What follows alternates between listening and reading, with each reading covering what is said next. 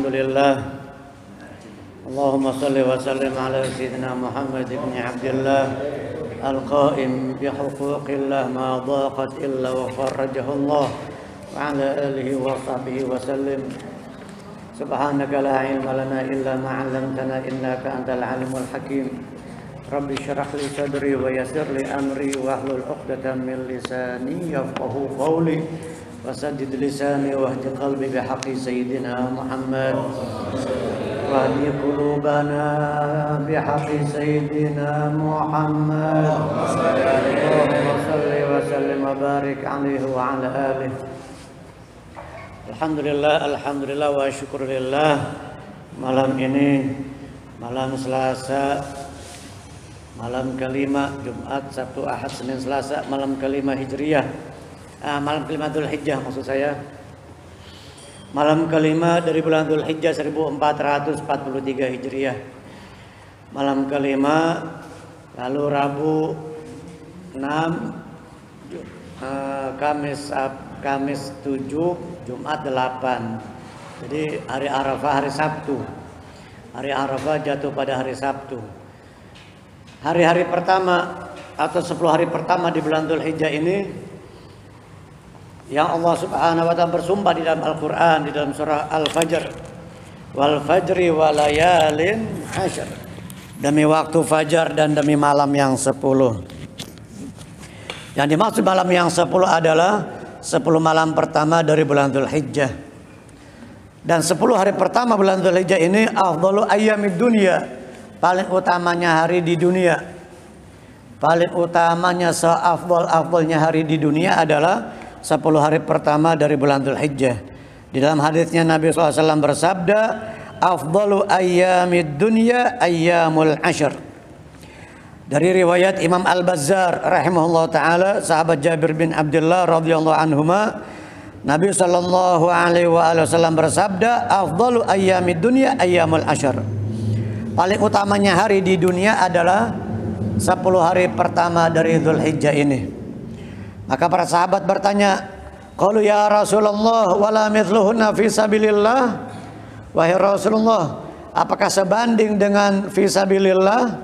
Maka Nabi mengatakan wala limithlihinna fi sabilillah. Sekalipun dibanding dengan fi sabilillah, kecuali dibanding dengan fi sabilillah, kecuali illa man uffira wajhuhu fit turab. Di dalam hadis yang lain, illa man kharaja binafsi wa malihi walam yarji' bi syai'.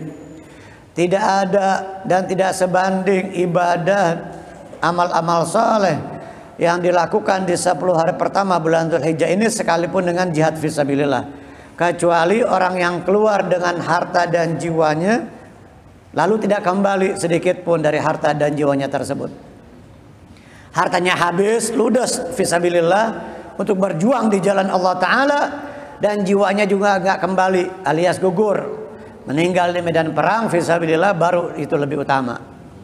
Tapi kalau hartanya masih kembali, masih nyisa, jiwanya juga masih kembali, tidak meninggal, tidak wafat fisabilillah, maka amal-amal saleh yang dilakukan di 10 hari pertama Dzul Hijjah ini lebih utama. La ilaha illallah, subhanallah. Ma min ayyamin al-amalu salihu ahabu ilallah ta'ala min ayyamil ashr. Tidak ada amal saleh yang lebih Allah Ta'ala sukai untuk kita kerjakan kecuali di 10 hari pertama bulan Dzul Hijjah ini.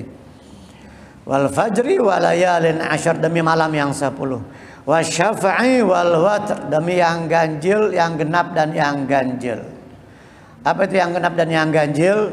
Bukan plat nomor, genap ganjil. Bukan gage. Ganjil genap. Yang ganjil genap adalah yang genap 10 Dzul Hijjah tanggal 10 hari raya Idul Adha, yang ganjil sehari sebelumnya hari Arafah tanggal 9. Yang ganjil hari Arafah tanggal 9, yang genap tanggal 10 hari raya Idul Adha. Makanya kita perbanyak amal saleh hadirin hadirat di 10 hari pertama bulan Dzul Hijjah ini, khususnya adalah memperbanyak puasa. Tadi puasa enggak tadi Senin? Ada yang puasa, ada yang enggak. Tapi kebanyakan yang enggak. Kebanyakan yang enggak. Kalau tadi enggak puasa, nanti hari Kamis kita puasa tanggal 7. Jumat tanggal 8 hari Tarwiyah, Arafah hari Sabtu. Jadi berturut-turut tuh 7, 8, 9, Kamis, Jumat, Sabtu. Kita hari Kamis selain puasa Dzulhijjah, kita mendapatkan pahala puasa hari Kamis. Fadilah keutamaan puasa hari Kamis.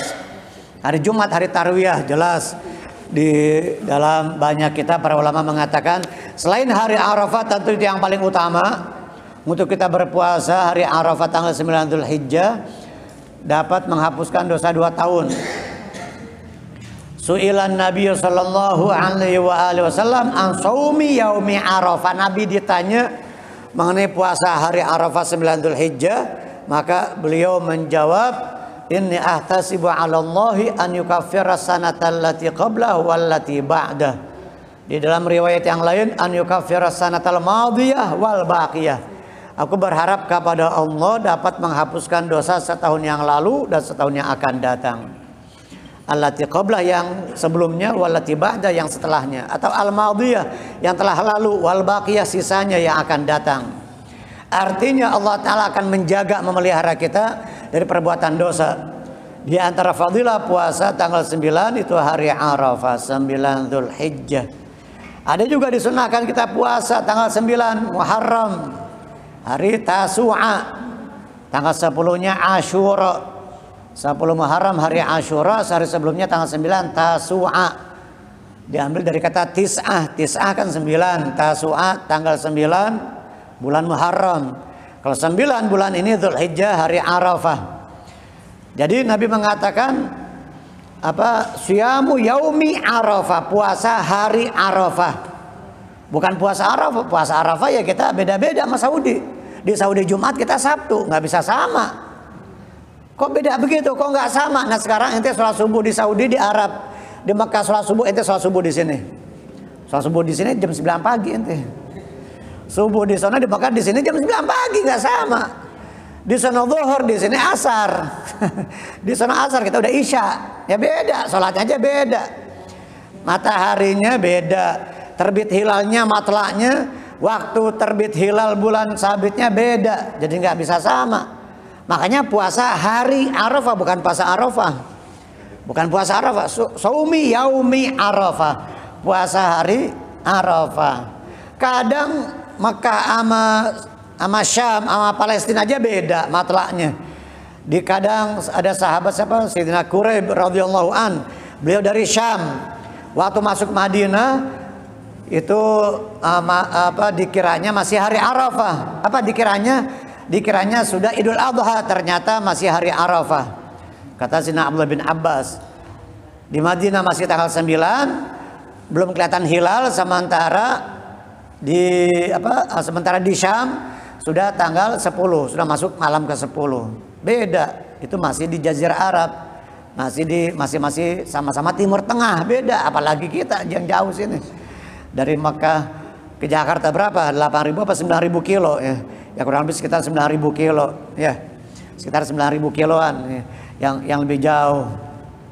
Karena beda ya perbedaannya, dan sudah kita serahkan kepada tim-tim ahli di Kementerian Agama, di Departemen Agama. Ada tim Badan Hisab dan Ru'yat. Di sana banyak ulama-ulama kiai-kiai yang mumpuni ilmunya, yang ngerti ilmu falak, menguasai ilmu falak, ilmu astronomi. Di dalam Islam mereka juga mendapatkan informasi dari orang-orang yang ngerti di bidangnya di beberapa daerah, utusan dari beberapa daerah. Ternyata waktu 1 Dzulhijjah jatuhnya malam Jumat, bukan hari Kamis. Jadi malam Jumat, jadi kita 1 Dzulhijjahnya hari Jumat. Berarti Arafah tanggal 9 hari Sabtu, Lebaran hari Minggu atau hari Ahad 10 Dzulhijjah. Dari zaman dulu Habib Ali Kuyetang, zaman Habib Salim Jindan, Ki Haji Abdullah Syafi'i, udah ngikutin pemerintah aja udah. Karena mereka sudah ada ahlinya. Mereka sudah ada ahlinya, sudah ada yang mengerti di bidangnya, bidang ilmu falak. Mereka yang bertanggung jawab, dan sebanyak itu masa mereka mau berbohong semuanya. Yang di daerah-daerah juga utusan-utusan yang ngerti masalah ilmu falak. Ya masing-masing terserah, kalau ada yang mau hari Sabtu, Lebarannya terserah. Yang penting mayoritas jumhur hari Ahad atau hari Minggu. Karena awal Dzulhijjah itu hari Jumat. Perbedaan matla tempat dan waktu terbit hilalnya. Waktu terbit hilalnya beda. Maka amal-amal soleh di puluhan pertama bulan Dzulhijjah ini lebih utama dan lebih Allah Ta'ala sukai jika dibandingkan dengan kita mengerjakannya di hari-hari yang lain. Tetapi pada hari Idul Adha tanggal 10 yang paling utama tidak ada lain dan tidak bukan kecuali menumpahkan darah hewan kurban. Menyembelih hewan kurban min iraqati dam. Jadi menumpahkan darah hewan kurban artinya menyembelih hewan kurban amalan yang paling utama pada tanggal 10 Dzulhijjah. Dibandingkan dengan apapun nggak sebanding. Tidak ada yang dapat menandingi keutamaan menyembelih hewan kurban pada tanggal 10. Kita tanggal 10 belum megang duitnya nih. Masih ada di tangan orang. Ada orang belum bayar utang atau bagaimana kita belum megang. Nah, besok mungkin ada nih insya Allah tanggal 11, 12 hari tasyrik. Ya tunggu besok. Masih ada waktu kesempatan untuk berkorban sampai 3 hari setelah Idul Adha. Hari-hari tasyrik, ayyamut tasyrik 11, 12, 13. Berarti sampai hari Rabu tuh. Senin, Selasa, Rabu sampai Rabu sore menjelang terbenam matahari jam 5 setengah masih kita boleh ada kesempatan waktu untuk berkorban. Sore menjelang maghrib hari Rabu tanggal 13 Dzulhijjah.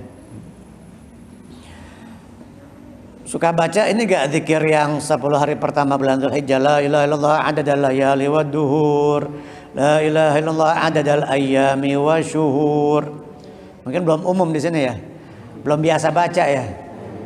Kan udah banyak juga tuh postingannya di media sosial, di medsos tuh, di WA, di Facebook udah banyak tuh. Tapi mungkin masih belum umum memang tuh. Bacaan yang dibaca 10 kali balikan setiap hari 10 kali dari tanggal 1 sampai tanggal 10. La ilaha illallah adadal layali wad duhur, la ilaha illallah adadal ayyami wasyuhur, la ilaha illallah adada amwajil buhur, la ilaha illallah adada ad'afil ujur. Kurang lebih sekitar ya hampir 1 halaman lah. Ada sekitar 15 atau 20 baris.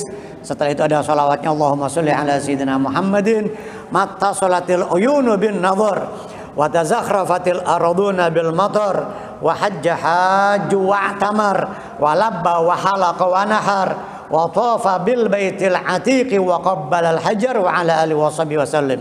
Itu salawat kita perbanyak di puluhan pertama Dzulhijjah ini. Kalau tahu belum ada sih, saya bawa fotokopinya tadi dari rumah nih. Fotokopinya ada sama anak santri banyak nih. Saya pikir udah punya, tapi tahun-tahun yang lalu nggak pernah baca itu ya. Belum ada, belum umum di sini. Bacaan la ilaha illallah adadal layali wad duhur, la ilaha illallah adadal ayyami wasyuhur. Itu bacaan yang sangat-sangat amat dianjurkan untuk kita amalkan di puluhan pertama di bulan Dzulhijjah ini. Nah, mengenai puasa hari Arafah dapat menghapuskan dosa 2 tahun. Inni ahtasibu 'ala Allahi an yukaffira sanata allati qabla wa allati ba'da. Penghapusan pemutihan dosa 2 tahun. Setahun yang lalu dan setahun yang akan datang. Berbeda dengan Asyura 10 Muharram. Kalau hari Asyura, puasa Asyura menghapuskan dosa setahun yang lalu. Adapun Arafah lebih utama, lebih hebat, lebih mulia hari Arafah dibanding Asyura, makanya puasanya ngapusin dosa 2 tahun. Karena Asyura juga dilakukan puasa Asyura oleh umat-umat sebelum Nabi kita Muhammad sallallahu alaihi wasallam. Umatnya Nabi Musa mereka melaksanakan puasa Asyura 10 Muharram, sementara puasa Arafah 9 Dzulhijjah tidak ada umat-umat terdahulu, hanya khusus ibadah yang dilakukan oleh umat baginda Nabi kita Muhammad sallallahu alaihi wasallam. Yang dilakukan ibadah tersebut hanya khusus umatnya Nabi Muhammad, maka itu lebih utama, lebih bernilai di sisi Allah, lebih besar pahalanya karena ini khusus umatnya Nabi Muhammad nih. Umat-umat yang lain tidak diberikan oleh Allah Ta'ala puasa Arafah, hanya khusus umat kita nih, subhanallah, umatnya Nabi Muhammad. Kita maksudnya, kita umatnya Nabi Muhammad yang diberikan puasa Arafah ini. Tetapi para ulama menjelaskan menghapuskan dosa-dosa kecil. Adapun dosa besar diperlukan taubat yang sungguh-sungguh, taubat yang benar, taubatan nasuha, penuh dengan penyesalan, niat kuat, tekad yang bulat, tidak akan mengulangi kembali. Itu taubatan nasuha, bukannya hanya istighfar dengan lisan, astagfirullah astagfirullah, tubna ilallah tubna ilallah. Setelah itu kita maksiat lagi, melakukan dosa lagi. Itu pemutihan atau penghapusan dosa setahun yang lalu dan setahun yang akan datang. Fadilah puasa di hari Arafah. Dan pada hari Arafah kita perbanyak zikir. Dari tanggal 1 khususnya pada hari Arafah nanti, bacaan khususnya bacaan tadi la ilaha illallah adadal layali wa duhur adadal ayyami wa syuhur, kita perbanyak. Atau segala macam, baik tasbih, tahmid, ucapan Allahu Akbar, takbir dan yang lainnya, perbanyak zikir. Diperintahkan di 10 hari pertama Dzulhijjah ini kita perbanyak zikir. Lebih-lebih lagi nanti pada tanggal 9 hari Arafah, sambil kita berpuasa. Kalau di Hadramut di sana di Tarim, para ulama-ulama, para sholihin mereka mengadakan at-ta'rif. Apa itu ta'rif? Tasyabbuh bi Arafah, menyerupai orang yang wukuf di Arafah. Kita di sini pada hari Arafah nanti pada asar kita kumpul bareng, kita zikir bareng, ada bacaan zikir yang dibaca sekian kali. Kita baca sampai menjelang maghrib, sampai maghrib. Maghrib buka puasa bersama, sholat maghrib. Kan sedap gitu, enak. Kalau ente mau gabung, yang mau ikut andil, yang mau bareng, gabung di Masjid Al-Ihsan di seberang sana, seberang Jagorawi, Masjid Al-Ihsan Bu Yazen. Masjid Al-Ihsan Bu Yazen di Kramat Jati seberang Jagorawi. Dulu masih Kampung Makassar itu dulu ya, sebelum ada Jagorawi. Masih Kampung Makassar, sekarang udah Kramat Jati. Sekarang udah Kramat Jati, bukan Makassar lagi dulu. Saya ingat waktu pas awal-awal Jagorawi dibangun tahun 76 itu masih Makassar itu. Masih Kampung Makassar 78 79 kita masih main prosotan di situ Jagorawi itu. Tanah Merah main prosotan dulu. 78 79 masih main prosotan di situ dulu. Jadi kalau mau ke Alisan, ke Bu Yazin itu, ke Haji Muhammad Zain itu lewat bawah, lewat Jagorawi, lewat bawah kita jalan kaki nyebrang ke atas itu. Nah, itu di Bu Yazin kita udah ngadain itu tasyabuh bi Arafah, berzikir menyerupai orang yang wukuf di Arafah. Udah sekitar hampir 25 tahun saya di situ. Dari tahun 98, 97, 98. Setiap tahun, setiap hari Arafah kita ngadain di situ. Kita zikir bersama, zikir berjamaah. Kecuali waktu saya haji itu betul-betul di sana wukufnya di Arafah. Kita yang tidak melaksanakan ibadah haji, yang tidak sedang wukuf di Arafah, di sini juga kita disunnahkan, dianjurkan untuk zikir bersama berjamaah menyerupai orang yang sedang wukuf di Arafah. Kita tasyabbuh menyerupai, meniru orang yang wukuf di Arafah. Begitu. Ini amalan para aulia. Amalan para wali-wali Allah, para salihin, mereka memperbanyak zikir khususnya pada hari Arafah. Arafah tempat pertemuannya Nabi Adam dengan ibunda Hawa. Nabi Adam dari India jalan kaki ke Mekah. Nabi Adam. Kalau kemarin ada anak muda pakai sepeda dari Magelang kalau salah ya. Magelang jalan pakai sepeda ke Mekah sana. Akhirnya ketahan di Batam. Berapa lama di situ, habis itu dari negara mana dinaikin pesawat sampai ke Jeddah. Ada juga dulu saya pernah dengar dari cerita dari nenek saya, ada orang Sukabumi jalan kaki ke Mekah. Jalan kaki malah ini. Yang pakai motor ada di Pekanbaru beberapa tahun yang lalu, pakai motor tuh sama anak kecil. Ada yang jalan kaki tuh. Jalan kaki hampir bolak-balik, pokoknya hampir sekitar 5-10 tahun gitu. Baru kembali pulang ke ini. Jalan kaki. Nah, di hari-hari ini, hari pertama, puluhan pertama di bulan Dzulhijjah ini kita perbanyak puasa, khususnya nanti pada hari Arafah, perbanyak zikir, perbanyak sedekah, dan semuanya dilipat gandakan oleh Allah Ta'ala. Lebih Allah Ta'ala sukai semua, mau sholat sunnah, sedekah, baca Al-Quran, silaturahim, membantu orang, meringankan beban orang, puasa, semuanya lebih Allah Ta'ala sukai dibanding kita melaksanakan amalan tersebut di hari-hari yang lain. Karena ini 10 hari pertama bulan Dzulhijjah yang dimaksud di dalam ayat walayalin ashar. Baik, insyaallah mudah-mudahan kita niat akan kurban lagi. Jangan nunggu duitnya 50 juta. Jangan ntar kalau saya udah punya 100 juta, enggak. Ada uang lebih dari yang kita butuhkan buat makan, 3 juta beli kambing, beli domba. Jangan ngerokok setiap hari ada. Buat ngerokok ada tiap hari 25.000, 30.000. Yang 2 bungkus berarti 50.000 sehari. Sehari 50.000 gocap buat ngerokok doang tuh. Buat ngerokok doang sehari 50.000, sebulan 1,5 juta. 10 bulan 15 juta. Setahun 18 juta. 18 juta buat ngerokok tuh. Kalau yang 2 bungkus, yang sebungkus berarti 9 juta buat ngerokok. Bisa dapat kambing 3 itu. Bisa dapat kambing 3 atau 4. Sementara yang 18 juta bisa dapat beli sampi. Orang Betawi bukan sapi, sampi. Bisa dapat beli sapi tuh. 19 juta buat ngerokok doang tuh. Makanya yang ngerokok 2 bungkus kurangi jadi sebungkus hari gitu. Yang sehari sebungkus kurangi jadi separuh, setengah bungkus. Yang sehari setengah bungkus, ya sebatang 2 batang aja udah ngerokoknya. Sebatang 2 batang aja udah. Karena tahun depan saya mau korban nih, masa saya nerima mulu tiap tahun nih, malu ah.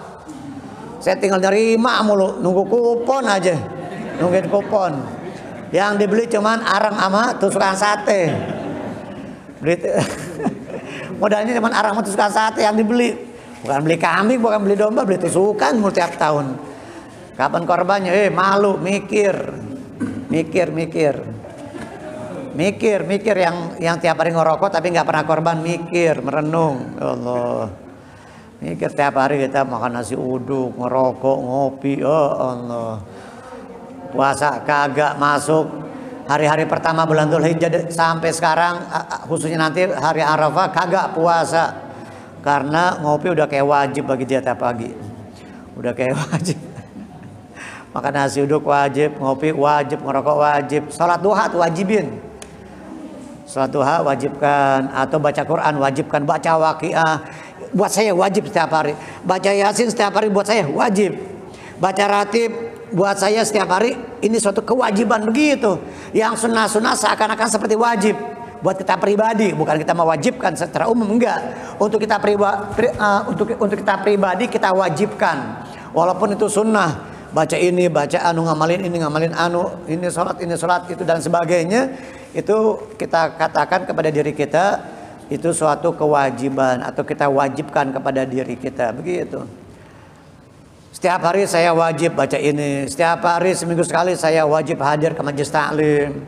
Seminggu 2-3 kali saya wajibkan untuk saya hadir ke majelis ilmu karena saya pengen ngerti urusan agama, saya pengen ngerti syariat Allah Subhanahu wa taala, begitu.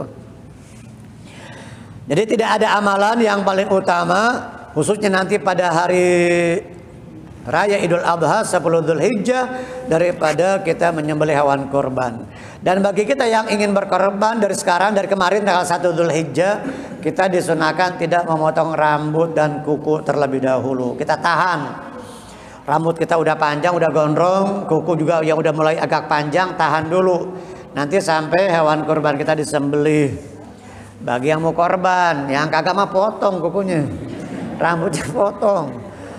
Kuku ngapain merah kuku panjang-panjang gitu, orang geli ngeliatnya. Apalagi makan barang senampan sama kita, kotor lagi, ya Allah, kita lihat, aduh, geli banget ngeliatnya. Makan barang senampan, udah panjang kotor lagi. Kalau panjang bersih masih mending. Panjang kotor lagi, ada oli, ada lumpur dalamnya. Waduh, segala macam, macam-macam di bawah kukunya. Jadi yang nggak mau korban ya potong. Tapi bagi yang mau korban kita tahan sampai nanti tanggal 10 Dzulhijjah hewan korban kita disembelih. Disunnahkan, sunnah. Disunahkan seperti itu, kita tahan biar supaya seluruh anggota tubuh kita, organ kita ini mendapatkan maghfirah, ampunan dari Allah Subhanahu wa taala. Baik hadirin hadirat yang dimuliakan oleh Allah taala, kita lanjutkan. Kelanjutan dari ayat masih di dalam surah An-Nazi'at. A'udzubillahi minasyaitonirrajim. Bismillahirrahmanirrahim. Yang terakhir kita baca mata'an lakum wa li'an'amikum. Akhraja minha ma'aha wa mar'aha wal jibala arsaha mata'an lakum wa li'an'amikum. Apa itu mata'an lakum wa li'an'amikum? Mata'an ay tamti'an. Kesenangan kesenangan buat makanan kita, lakum untuk kalian, wali an'amikum dan hewan ternak kalian. Jam'u na'amin wahyal ibilu wal baqru wal ghanam. Na'am binatang ternak khusus onta, sapi dan kambing. Jamannya na'am, an'am, ada surah Al-An'am. Di dalam bab zakat, zakatul mawashi atau masyiyah hewan ternak khusus hanya onta, sapi dan kambing yang kena zakat. Adapun ayam, entog, menila, bebek, angsa atau yang lainnya tidak terkena zakat, tidak ada zakatnya. Jadi yang kena zakat hewan ternak itu al-ibil wal baqar wal ghanam, unta, sapi dan kambing. Kerbau masuk dari jenis sapi, masuk kepada jenis sapi, kerbau. Jadi baik unta, sapi atau kerbau dan kambing atau domba itu yang terkena zakat. Nah ini disebutkan di sini mata'an lakum wa li an'amikum. Tadi air, yang dengan air tersebut Allah telah menumbuhkan pepohonan, buah-buahan, semuanya itu buat kita manusia dan buat hewan ternak. Hewan ternak itu kita pelihara, habis itu kita konsumsi, kita makan lagi tuh. Allah, semua tumbuh-tumbuhan kita makan, nabati maupun hewani, semuanya kita makan. Fasilitas semua yang Allah Ta'ala berikan buat kita ini untuk kita nikmati. Setelah kita nikmati, kita syukuri. Setelah kita nikmati semua fasilitas, nikmat-nikmat anugerah dari Allah Ta'ala yang besar, yang tak terhingga ini, yang gak dapat kita menghitungnya ini, semuanya untuk kita nikmati. Setelah itu kita bersyukur, kita ibadah kepada Allah, tunduk patuh terhadap perintah Allah Subhanahu wa Ta'ala. Mata'an lakum wa li an'amikum fa idza ja'atit tammatul kubra. Apa itu at-tammatul kubra? An-nafkhatu tsaniyah, malapetaka besar. An-nafkhatu tsaniyah, tiupan sangkakala yang kedua. Apabila telah datang malapetaka besar, tiupan sangkakala yang kedua, yauma yatadzakkarul insanu ma sa'a badalun min idza. Pada hari itu manusia ingat, manusia teringat masa afid dunya min khairin wa syarrin, apa yang telah dia lakukan, apa yang dia perbuat, kebaikan dan keburukan. Wa burrizatil jahimu liman yara, dan dinampakkan burrizat uzhirat. Wa burrizatil jahimu ay uzhiratil jahimu, dinampakkan neraka jahim. Ada jahim, ada hawiyah, tagha, saqar, sa'ir. Itu nama-nama neraka. Dan neraka itu gak semuanya panas, ada yang dingin. Dinginnya membeku, mencekam, luar biasa. Namanya apa di dalam Al-Quran? Zamharira. Muttaqina fiha alal araik la yarawna fiha syamsaw wala zamharira. Surah apa? Al-Insan. Ad-dahar hal ata 'alal insani hinu min ad-dahri lam yakun syai'an madhkura. Inna khalaqnal insana min nutfatin amsyajin nabtalihi faja'alnahu sami'an basira. Inna hadainahu sabila imma syakira wa imma kafura. Nah di situ ada ayat muttaqiina fiha 'alal araik. Para penghuni surga, mereka pada saat itu mereka bersandar di tempat tidur yang mewah di surga, yang luar biasa. Kemewahannya tiada tara. Mereka tidak merasakan panasnya matahari dan dinginnya zamharir. La yarawna fiha syamsaw wala zamharira. Zamharir itu syiddatul barad, syiddatul bardi, sangat dingin, disebut zamharir. Allah wal'iyadzubillah. Sebagaimana kita mungkin pernah merasakan dinginnya Dieng yang di bawah minus. Nah, kemarin beberapa hari yang lalu katanya di bawah minus, tapi biasanya di akhir Juli. Biasanya di akhir Juli Dieng itu di bawah minus, atau di Bromo, tapi lebih dingin Dieng biasanya. Nah di sana aja orang menggigil. Kita wudhu salat subuh aja tuh gemetar, bunyi mulut itu gitu. Wudhu tuh begitu, wudhu salat subuh tuh menggigil. Udah kayak dari freezer tuh air, beku luar biasa. Apalagi nanti di dalam neraka. Pernah ada satu orang saleh minas salihin, mau bangun malam, mau sholat ke tempat wudhu, tiba-tiba air wudhu yang beliau akan gunakan itu dingin. Air wudhu yang akan beliau gunakan untuk berwudhu dingin. Tetapi beliau teringat dinginnya neraka itu, dinginnya zamharir. Teringat dinginnya zamharir, maka beliau membayangkan bagaimana dinginnya neraka itu. Akhirnya itu beliau berjam-jam itu pegang tuh air yang dingin tadi, yang tidak seberapa tentunya dibandingkan dengan zamharir, dinginnya neraka. Waliyadzubillah. Sehingga sampai berjam-jam di dalam riwayat dikatakan sampai menjelang subuh. Dibayangin tuh dinginnya neraka tuh Allah, direnungkan, ditadabburkan itu ayat. La yarawna fiha syamsa wala zamharira. Allah, semoga Allah telah selamatkan kita ya Rabb.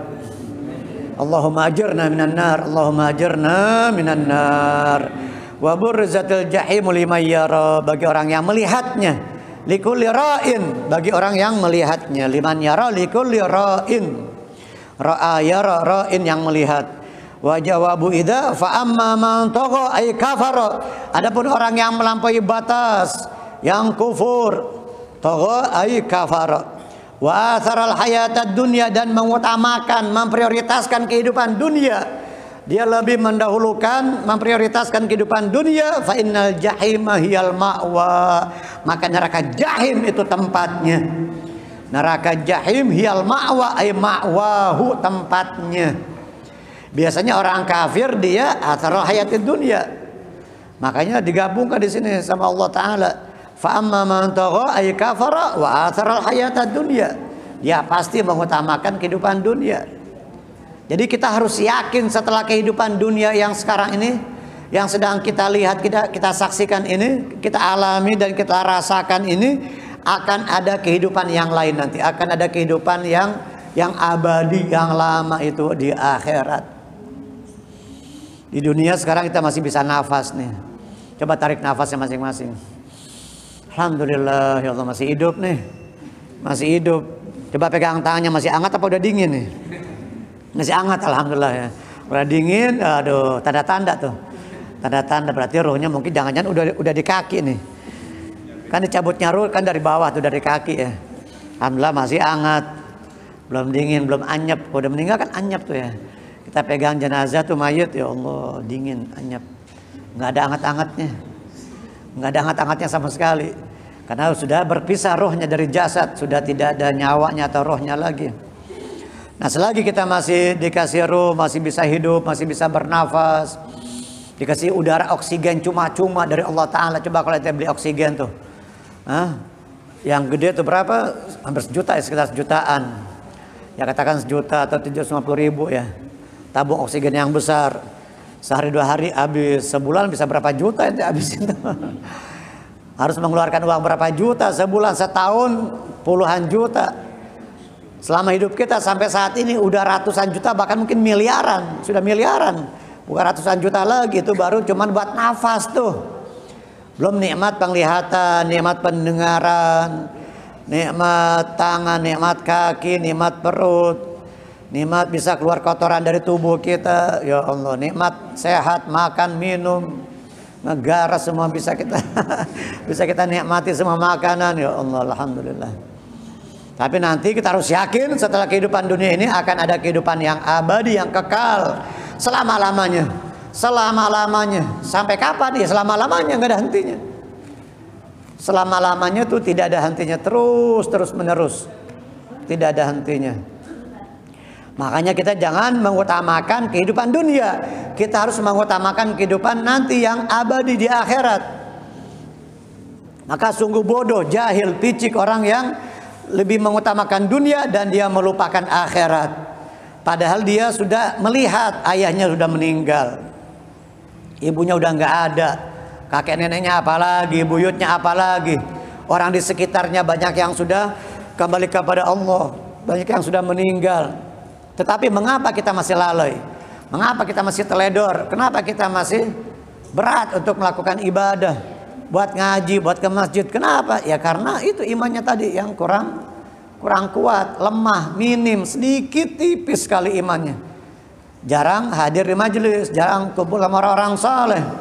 Fakun minal imani fi mazidi wa fi safail qalbi da tajdidi bi kathrati salati wa ta'ati wa tarki malin nafsi min syahawati fa syahwatun nafsi ma'a dhunubi mujibatani qaswatal qulubi. Di dalam kitab Nadham Zubat Al-Imam Ahmad bin Ruslan rahimahullah ta'ala, fakun minal imani fi mazidi wa fi safail qalbi dha tajdidi. Hendaklah engkau menambahkan imanmu setiap saat dan membersihkan hatimu bikathrati sholati wa ta'ati, dengan memperbanyak sholat dan perbuatan taat, melakukan banyak ketaatan dan sholat untuk menebalkan, menguatkan iman kita. Wa tarki ma lin nafsi min syahwat, tidak meninggalkan syahwat, meninggalkan nafsu syahwat. Fakun minal imani fi mazidi wa fi safa'il qalbi dzata tajdidi bi kathrati sholati wa ta'ati wa tarki ma lin nafsi min syahawati fa syahwatun nafsi ma'a dzunubi, yang selalu memperturutkan syahwat dan dosa-dosa, yang selalu memperturutkan syahwat, hawa nafsu dan dosa-dosa, mujibatan, keduanya menyebabkan qaswatal qulubi, kerasnya hati.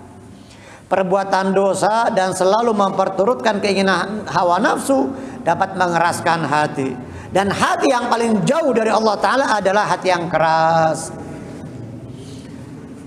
Wa inna ab'ada qulubin nasi min rabbina rahimi qalbun qasi, hati yang keras, hati yang membatu, membaja, mengeras, bahkan lebih keras dari baja, mungkin lebih keras dari besi.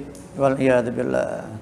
Orang yang hatinya sudah mengeras, sulit untuk menerima nasihat, sulit untuk menerima kebenaran.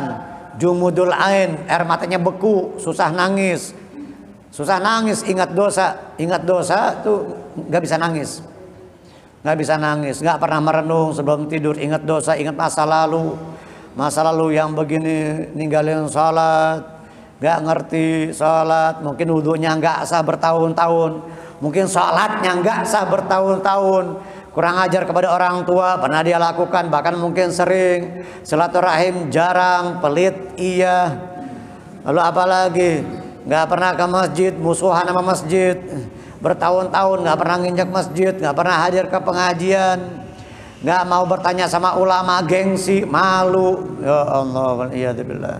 Sementara kalau ke tempat yang lain, jalan-jalan, kerja setiap hari dijabanin, diladenin, dibela-belain, panas-panas, hujan-hujan, walaupun panasnya matahari, derasnya hujan, dia paksain, dibela-belain.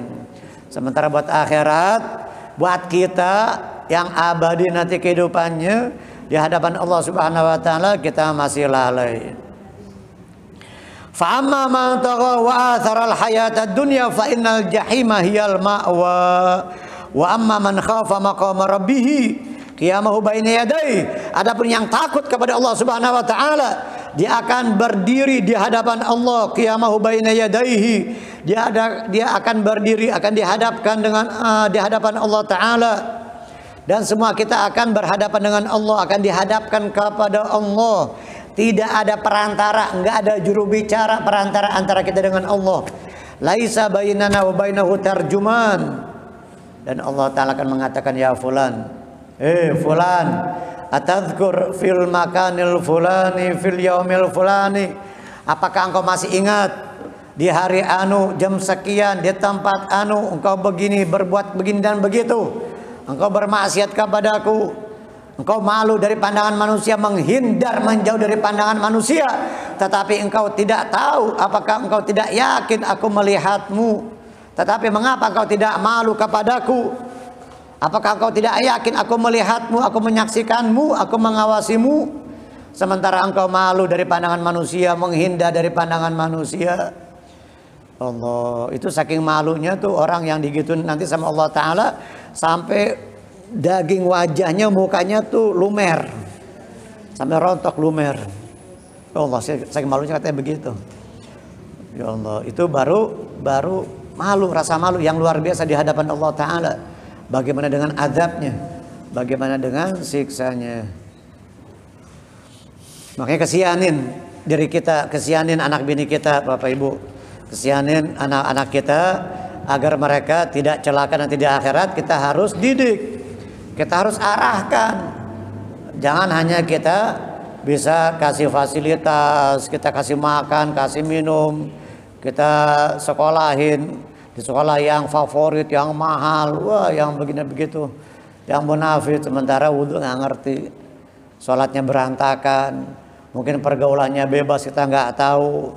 Bahkan yang perempuan sekarang mungkin pakai jilbab, pakai hijab, tapi tiktokan tengah jalan, nggak punya malu, joget-joget tengah jalan. Nah sekarang joget-joget tengah jalan, goncengan sama lawan jenisnya temannya ke sana kemari, padahal pakai hijab, pakai jilbab, nggak jaminan jadinya, nggak jaminan, nggak jadi patokan. Pakai jilbab tapi dia nggak punya malu, tapi dia nggak dia nggak sholat, dia meninggalkan sholat, anti ke pengajian, ke majelis taklim, bapak ibunya nggak pernah ngajak, nggak pernah nuntun, nggak pernah nyuruh, bahkan nyuruh aja nggak pernah, apalagi nuntun, ngajak sama-sama bareng ke majelis, ke pesantren, ke pengajian, jalan-jalan. Iya, kalau jalan-jalan tamasya diajak, dituntun. Tapi ke masjid, ke pengajian mana? Jarang diajak. Ya Allah, astagfirullah, tubna ilallah, la ilaha illallah. Kita berdosa nih, kita banyak dosa, kita ini banyak salah nih.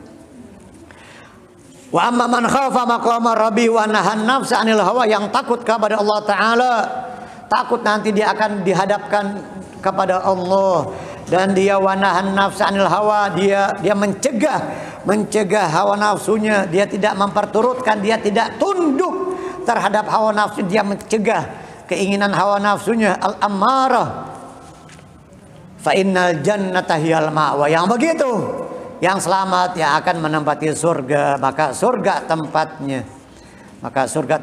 Wa hasul jawab fal 'asi finnar wal muti'u fil jannah. Al 'asi yang bermaksiat di neraka, wal muti' yang taat kepada Allah di dalam surga. Kalau berkorban uangnya dari dapat arisan boleh, ya nggak masalah. Mau dapat dari mana, yang penting halal. Yang penting halal, mau dapat arisan, paketan atau apa saja, yang penting halal. Bukan duit orang kita beliin kambing, bukan duit orang kita beliin domba, itu mah duit orang nggak boleh. Tapi kalau mau dapat arisan, mau apapun, yang penting itu halal dan milik kita, punya kita, ya boleh-boleh aja, sah-sah aja buat korban ya. Pada malam Idul Adha dijabah segala doa-doa hambanya. Kira-kira jam berapa afdalnya untuk berdoa? Dari terbit matahari, dari terbenam matahari itu sudah masuk. Di terbenam matahari masuk malam Idul Adha, malam mustajab 5, malam 1 Syawal Idul Fitri, malam 10 Dzulhijjah Idul Adha, malam Jumat, malam 1 Rajab, dan malam nisfu Sya'ban. Ini malam yang tidak ditolak doa kita. Doa kita diijabah, mustajab, tidak ditolak. Malam Idul Fitri, malam Idul Adha, malam Jumat, malam 1 Rajab, malam nisfu Sya'ban. 5 malam yang mustajab itu. Pakai dari terbenam matahari masuk waktu maghrib sampai menjelang subuh. Mau badal maghrib, badal isya, tengah tentu yang paling utama berdoa itu dan beribadah, melakukan munajat dan sebagainya itu fi thuluthil lailil akhir. Secara umum di sepertiga malam terakhir, karena di sepertiga malam terakhir itu waktu-waktu yang sangat mulia, luar biasa. Namanya waktu sahar. Waktunya namanya sahar. Orang yang makan di waktu sahar namanya sahur. Makan di waktu sahar namanya sahur. Makanan yang dimakan buat sahur namanya suhur. Jadi ada sahur dan suhur. Kalau sahur pekerjaannya makan di waktu sahar namanya sahur. Kalau makanan yang kita makan buat sahur namanya suhur. Tasahharu fa inna fis suhuri barakah. Tasahharu fa inna fis suhuri, bukan fis sahuri. Fa inna fis suhuri barakah. Apakah menjadi kewajiban membuat pengajian 7 hari 40 hari 40, itu sunnah ya. Itu bukan cuma tradisi, tetapi itu ibadah, sunnah, nggak wajib. Kalau kita mampu, itu kan niatnya sedekah. Niatnya kita sedekah buat yang meninggal dari keluarga kita. Buat si mayit yang meninggal, maka niatnya sedekah. Ketika kita mengadakan tahlil, baik 3 hari, 7 hari, 2 kali 7 itu 14 hari, 40 hari, 100 hari, lalu setelah itu haul setahun. Itu ibadah, itu sedekah kita niatkan untuk almarhum yang kita niatkan dari keluarga kita yang wafat. Tapi ini kulhu maksudnya? Kulhu apa gimana nih? Apa bacanya nih? Apa ini? Oh, hukum, astagfirullah. Ini hurufnya mencar-mencar, hukum ya? Iya, hukum daripada motong. Iya, hukum. Hukum daripada motong korban sapi digotok dulu. Ya Allahu Akbar. Digotok dulu palanya. Ini di mana ini? Hah? Oh di RPH begitu? Di tempat pemotongan hewan begitu? Astagfirullah. Tuh namanya zalim. Oh iya ya. Ya pernah kita dapat videonya. Oh kita pernah dapat videonya ya. Ditembak dulu ya. Itu zalim, berdosa itu dosa.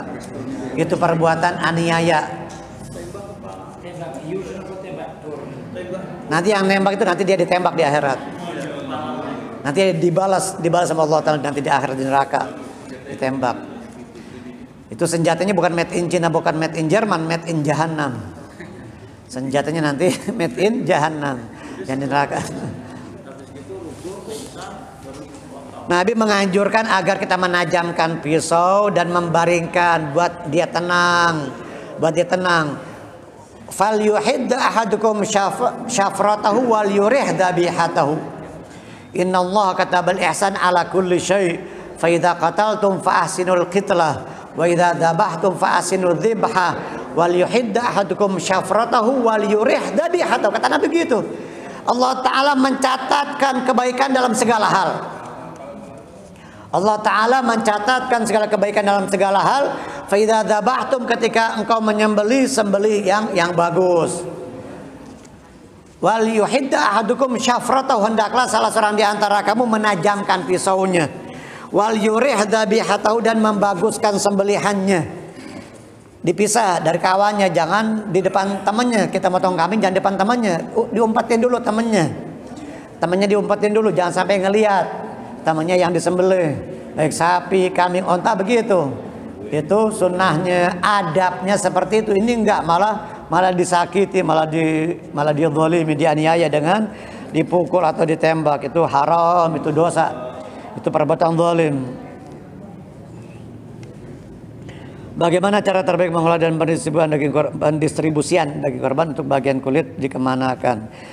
Ya dibagi-bagikan, bukan hanya orang yang fakir miskin, yang mampu pun, yang kaya pun boleh dikasih, apalagi khususnya yang kaya yang pelit, kasihin tuh. Yang kaya pelit kasihin, biar dia mikir, masa saya dibagi, bukan saya yang ngebagi nih. Akhirnya dia mikir tuh, orang kaya yang pelit, yang gagak korban, bagi dia. Tapi jangan kita kasihkan daging korban itu semuanya kepada yang mampu, enggak. Harus ada yang fakir miskinnya. Harus ada, walaupun sebagian kecil yang fakir miskin, yang tergolong fakir miskin harus ada. Jangan semuanya kita bagikan kepada orang yang mampu. Adapun kulit ya dibagi, siapa yang mau ngambil kulit silahkan. Tapi nggak boleh kita jual, nggak boleh. Daging korban, baik daging maupun kulit nggak boleh kita jual. Bolehnya kita hadiahin, kita sedekahin ke orang, hadiahin, jangan kita jual. Kecuali yang boleh menjual daging korban itu orang yang nggak mampu, yang fakir, yang betul-betul fakir miskin, nggak ada buat beli beras, nggak ada buat beli makanan pokok, nggak ada buat makan, baru dia boleh menjual daging korban. Tapi bagi kita yang mampu, kita beras ada, makanan pokok ada, buat makan ada, maka nggak boleh kita jual daging korban. Kalau itu kebanyakan, sampai kulkas nggak bisa ditutup, kebanyakan. Sampai padat tuh, freezer sampai padat, banyak. Bagi-bagiin ke orang, jangan ditumpuk-tumpuk. Sampai nggak bisa dibuka tuh kulkas. Sampai penuh, la ilaha illallah. Ya paling untuk sehari 2 hari. Besok kita mau bagi-bagiin juga. Mau bagi-bagiin juga sama anak yatim, sama anak santri, sama fakir miskin. Boleh. Untuk disimpan, tapi jangan terlalu lama, kelamaan berbulan-bulan disimpan, banyak banget. Ya Allah, ini orang maruk, orang serakah, orang tamak. Jadi kita bagi-bagikan kepada mereka yang fakir miskin, yang mampu sekalipun, kepada kerabat, tetangga kita, khususnya tetangga-tetangga yang ada di sekitar kita. Tetangga yang di sebelah sekitar kita tuh itu lebih berhak menerima daging korban dibanding saudara kita yang jauh, teman kita yang jauh, tetangga di sekitar rumah kita, kanan kiri depan belakang.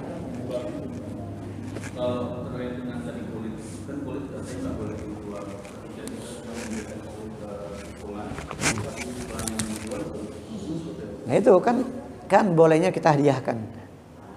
Nggak boleh jual, nggak boleh. Nggak boleh dijual, nggak boleh, haram. Jadi harus bolehnya kita hadiahin, kita hadiahkan. Karena banyak kasus juga ada beberapa orang yang malah datang ke tempat pemotongan mereka sengaja saya beli deh kulitnya gitu. Padahal kita sudah hadiahkan, terus yang kita hadiahkan orang itu dia sudah menjual aja itu. Kita yang memberikan baiknya seperti yang penting kita udah hadiahin ke dia. Yang penting kita udah hadiahkan ke dia, terserah dia mau jual, dia mau jual ke tukang, mau dibikin kerupuk kulit lah, mau dibikin beduk, terserah. Mau dibikin jaket, jaket kulit. Yang penting kita udah hadiahkan. Kita udah hadiahkan. Dan yang yang motong itu upahnya itu khusus ya. Jadi kalau kita mengantarkan kambing domba ke masjid, ke yayasan, itu kita tambahkan plus uang buat motong, buat upah motong. Itu saya berkali-kali, saya sering bertahun-tahun ada orang nitip ke tempat saya juga, selain saya korban juga nitip ke pesantren yang saya asuh di rumah saya juga motong. Kadang ada orang nitip aja gitu, kagak ngasih duit buat itu, buat upah yang motong. Akhirnya saya yang nombokin. Dan nombokin karena ada berapa ekor ya, aduh kok nitip aja, udah kita dibuat ribet, dibuat capek, mesti ngasih panitia juga kan, yang nyacak panitia kan kita mesti upain juga itu, dari pagi sampai siang, sampai jam 1 sampai jam 2, kadang sampai asar kan, sampai sore. Kalau hewan kurbannya banyak itu kadang sampai sore. Nah yang panitia boleh kita kasih lebih, kita kasih 2 kantong 3 kantong boleh. Ya karena memang dia capek, dia kerja, dia yang berjasa tuh, yang nyacak daging itu. Nah, tapi yang memotong, yang jagal, yang motong hewan, yang nyembeli itu nggak boleh diambil dari daging korban. Dia harus dikasih upah sendiri, beda. Nah setelah kita kasih upah, yang motong kita mau tambahin kasih daging nggak masalah. Tapi jangan kita ambilkan upahnya itu dari daging korban, nggak boleh, itu haram. Jadi harus pisah. Kalau dia udah dapat upah ya udah, dia nggak boleh minta. Tapi kalau kita kasih ya dia nerima. Tapi kalau minta nggak boleh. Dia minta nggak boleh. Tapi kalau kita kasih dia nerima boleh, nggak apa-apa. Karena dia sudah mendapatkan ujroh atau upah dari motong hewan kurban tadi. Afdolnya orang berkorban itu apakah satu orang satu? Bukan afdol, memang satu kambing buat 1 orang. Sekarang kan jadi kurban itu jadi tren di kalangan tertentu nih, kalangan tertentu. Misalnya kayak tahun kemarin kan ada ya sebutlah sultan. Sultan yang ini 3 ekor sapi. Sultan yang ini nggak mau kalah nih, dia sampai 40 ekor sapi gitu. Buat 1 orang, sampai buat 1 keluarga itu. Itu namanya jadi bangga-banggaan. Itu jadi bukan buat ibadah, akhirnya berubah bukan ibadah jadi bangga-banggaan, jadi maksiat akhirnya. Maksiat jatuhnya karena buat bangga-banggaan, gengsi. Karena di kalangan tertentu ada seperti itu. Kalau dia niatnya sapi buat 1 keluarga saya, habis itu saya yang lainnya saya niat sedekah, nggak masalah. Yang 39 niatnya sedekah nggak masalah. Tapi ini korban saya sekian, niatnya buat bangga-banggaan, ya Allah Ta'ala Maha tahu. Allah Ta'ala Maha tahu niatnya dia untuk berbangga-bangga, untuk menyombongkan diri, untuk jaga gengsi. Allah Ta'ala Maha tahu niatnya. Ya tapi kita husnudzon aja dulu. Kita husnudzon, mudah-mudahan mungkin dia yang korban itu 1 buat 1 keluarga, tetapi sisanya dia sedekah. Mungkin dia niatnya sisanya sedekah, tapi kalau niatnya buat bangga-bangga, buat jaga gengsi, ya Allah Ta'ala Maha tahu niat busuk dan niat jeleknya dia. Bukan untuk bangga-banggaan, ini ibadah untuk menyenangkan fakir miskin agar mereka senang di hari raya, tidak susah dan tidak sedih. Kalau terkait pengantongan biaya jasa tawar-tawaran itu boleh kan? Nggak apa-apa, boleh. Nah. Boleh nggak apa-apa, boleh nggak masalah. Tawar-tawaran dalam jual beli nggak apa-apa. Itu kan dalam rangka transaksi sama seperti jual beli, transaksi kan jasa itu. Jasa sama seperti kita jual beli, boleh nggak apa-apa, tawar-tawaran, sah-sah aja tawar-tawaran. Ya kadang mungkin ada jagal yang dia ngasih harga, nututin harga ketinggian, ya maka kita tawar, boleh nggak apa-apa. Cuma sekali motong kambing doang 200.000, masa sekali motong segitu doang 200.000. Kambing 50 lah, paling enggak, paling tinggi 100. Kalau sapi ya mungkin, sapi berapa 200, 250 ya umpama ya gitu ya. Ini cuma kambing sebentar doang, minta tinggi sekian, enggak apa-apa. Boleh-boleh aja kita tawar-tawaran sesuai dengan kesepakatan. Ridho dengan ridho, asal ridho sama-sama ridho. Sama-sama ridho. Termasuk harga hewan ini udah boleh kita tawar-tawaran. Ya boleh aja, boleh aja. Boleh aja. Tapi kalau orang kaya jangan kebangetan nawarnya. Ada orang nawar tuh, ya Allah, sampai ampun-ampun tuh yang si tukang dagang. Tukang dagangnya sampai ampun-ampun, sampai dia jerit-jerit nawar, ditawarnya kebangetan. Bukan cuma ibu-ibu, kadang ada bapak-bapak juga kalau nawar tuh bengis banget ya. Penawar tuh sadis ada. Mending kalau dia orang nggak punya, ini orang kaya, duitnya banyak, nawarnya ya Allah, sampai keterlaluan. Ya kalau kita punya duit banyak, kita mampu, nggak usah terlalu lama nawarnya. Sekali dua kali udah jadi, ada udah gitu. Karena orang yang beriman itu rahimallahu mra'an samhan idza ba' wa samhan idza ishtara wa samhan idza qada wa samhan idza qada, kalau nggak salah bunyi hadisnya begitu. Dalam hadis kita Bulughul Maram, Nabi bersabda semoga Allah Ta'ala merahmati seseorang yang kalau dia menjual ya kurang lebih dah dia murah, gampang, jual gampang, kalau dia beli gampang juga. Nggak usah main ngotot-ngototan, main urat, segala macam. Sampai keluar urat nanti, ototnya, urat lehernya semuanya. Kalau dia memberi pinjaman, kalau dia nagih juga semuanya mudah, gampang urusannya orang yang beriman. Itu mendapatkan doanya Nabi Muhammad Sallallahu Alaihi Wasallam, semoga Allah Taala merahmatinya. Rahimallahu mra'an, kata Nabi. Samhan idza ba' wa samhan idza ishtara wa samhan idza qada wa samhan idza qtada. Jadi ya kurang lebih dah kita gampang aja urusannya. Urusan yang beriman mesti digampangin, dipermudah, jangan mempersulit. Siapa orang yang suka mempersulit urusan orang muslim, urusan seseorang, nanti urusannya dia dipersulit oleh Allah di akhirat. Nanti dia dipersulit hisabnya oleh Allah. Perkara-perkaranya dia di persidangan Allah, di pengadilan Allah Ta'ala dipersulit. Makanya jangan suka mempersulit urusan orang, permudah.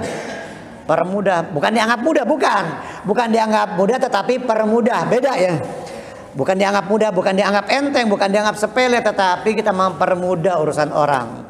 Siapa yang mempersulit nanti dipersulit urusannya. Siapa yang suka mempermudah dipermudah urusan kita oleh Allah Subhanahu Wa Taala di dunia dan di akhirat. Ada lagi atau udah cukup? Ya boleh. Bagi yang berkorban disunahkan dia mencicipi, mengambil paling banyak sepertiga, thuluth. Paling banyak sepertiga, itu pun udah banyak banget sepertiga. Misalkan kambing 21 kilo berarti dia 7 kilo ngambil. Udah banyak banget. 7 kilo.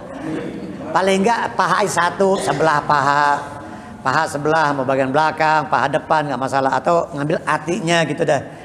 Hati sedikit atau hati semuanya diambil atau paha sebelah diambil gitu. Biasanya begitu. Jangan kebanyakan, udah sering makan daging, korban setengah buat dia. Separuh buat keluarganya.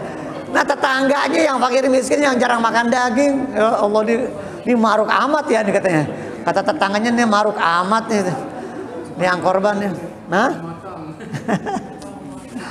Numpang motor berarti namanya. Numpang motor namanya. bukan korban tuh sih. Tadi sempat disebut terkait dengan kambing hanya untuk satu orang. Tapi ada beberapa ulama yang Ada pendapat satu kambing itu juga bisa untuk satu orang. Ini yang mana yang pendapat imam kita Imam Syafi'i dan jumhur mayoritas para ulama satu kambing atau satu domba untuk satu orang.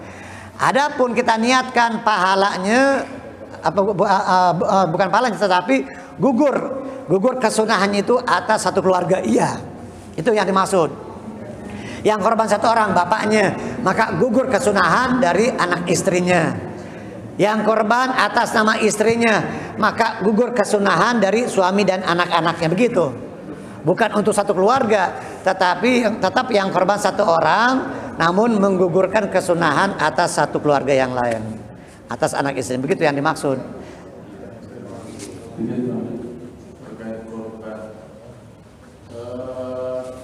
kita mampu beli korban tapi buat orang tua atas nama anak Yang sudah meninggal, apa yang masih hidup? ya, Masih hidup. masih hidup. Oh ya masih hidup. Boleh. Yang masih hidup ya boleh kita kasih uangnya nih Pak, ini buat bapak korban nih Pak gitu. Nih ibu buat uang ibu beli kambing buat sunnah korban. Adapun yang sudah meninggal, pendapat yang paling kuat tidak boleh kecuali ada wasiat. Adapun kalaupun tidak ada wasiat, kita begini aja. Ya Allah, ini korban untuk saya, tetapi pahalanya saya niatkan untuk orang tua saya sudah meninggal, boleh. Pahalanya saya niatkan untuk bapak saya. Pahala korban ini saya niatkan untuk ibu saya, niat tetapi yang korban saya, tetapi saya hadiahkan pahala itu, boleh sah. Boleh yang seperti itu. Pahalanya kita niatkan untuk bapak kita, untuk ibu kita yang sudah meninggal. Transfer pahala di TF, ditransfer pahalanya lewat m-banking bukan? Apa aja kan? Ini masih banyak ini kalau masalah korban nih, memang banyak pertanyaan, banyak permasalahan. Tunggu bentar. Ini masih mau berlanjut apa satu lagi gimana nanti? Terserah. Nah, satu lagi. Udah kita tawar-tawaran sama tukang jaga, tapi tukang jaga bilang, udah oke, aku mau. Sekian upahnya. Tapi masih minta tambah kulit gitu. Ya udah nanti kulitnya sampai kulit 800 mau sama kulitnya aku ambil. Tukang jagalnya begitu, tukang jagalnya bikin sendiri. Maruk banget itu jagalnya. Ada juga tukang jagalnya udah nyiapin sendiri tuh, dia bisa sendiri juga. Langsung Digeserin buat dia pribadi. Itu tuh yang maruk, yang tamak tuh. Orang-orang yang tamak, yang rakus, yang tomak, yang maruk, begitu modelnya tuh. Padahal dia. Nah kalau kulitnya kita hadiahin ke dia, bagian dia itu nggak masalah. Tapi kalau upah itu kan upah kan beda. Upah ya upah. Adapun kulit kita mau hadiahkan ke dia nggak masalah. Apa boleh-boleh aja, sah-sah aja. Dia dapat bagian kulit, tetapi itu bukan upah, bukan sebagai upah. Upah kan udah yang tadi itu upah. Itu hanya sebagai hadiah buat dia, nggak apa-apa, nggak masalah.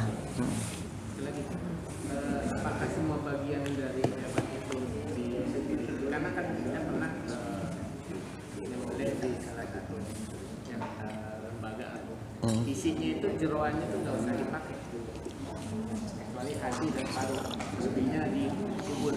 Memang orang Arab mereka nggak makan jeroan. Jeroan sama mereka tuh di sono di Mekah, di Arab Saudi itu dibuang. Di kita yang jorok nih, usus babat dimakan semuanya. La ilallah, anduk dimakan, anduk. Anduk babat dimakan, usus segala macam dimakan. Di sono mah kagak ada, dibuang gitu-gituan. Usus jeroan tuh babat dibuang, kagak dimakan. Kita di sini dibuat soto lah, buat kerengsengan. Segala macam. Itu yang bikin penyakit tuh gituan. Yang bikin penyakit, yang menjadikan penyakit itu tuh jeroan, usus, babat itu. Lemak-lemak itu, gaji-gaji. Adapun daging kambing, kalau daging murni kambing itu tuh tidak menyebabkan kolesterol, wala hipertensi, darah tinggi, enggak.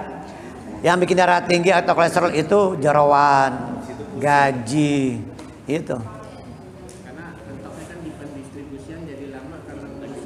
Itu nggak termasuk, itu buang nggak apa-apa, buang nggak masalah, dibuang nggak masalah, bukan termasuk yang harus dibagi-bagikan, nggak. Jadi kalian mau ngambil ya terserah, ada yang mau ngambil terserah. Kita udah buang, ada yang mau ngambil, ada yang mau nyelamatin, ada yang mau nampung, itu nggak masalah.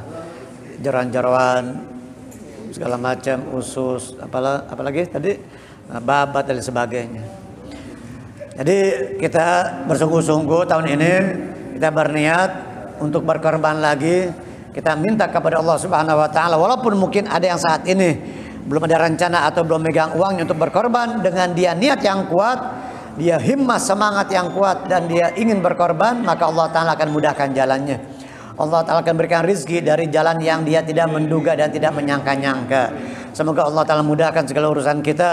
Allah taala limpahkan rizki yang halal, yang barakah, yang bersih, yang murni dari Allah Subhanahu wa taala, bermanfaat, yang barakah untuk diri kita, untuk keluarga kita, untuk kaum muslimin, bermanfaat di dunia dan di akhirat, untuk agama dan untuk akhirat, bekal kita menghadap Allah Subhanahu wa taala. Amin. Amin ya rabbal alamin ya rabbana.